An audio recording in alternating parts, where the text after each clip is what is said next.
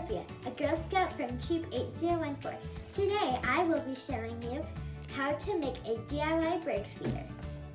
You will need paper towel rolls, some creamy peanut butter, bird seeds, and some thread or twine to hang up your bird feeder with. Step 1. Get your paper towel roll and coat it with peanut butter. You can also use a butter knife or a spoon to make sure that the peanut butter gets on all surfaces.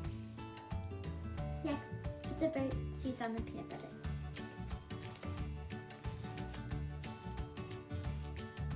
And to finish off your DIY bird feeder, string your twine or thread through the paper towel roll.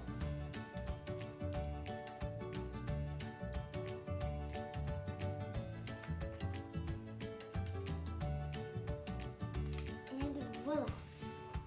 Hang your DIY bird feeder in your backyard and see all the birds who come to visit.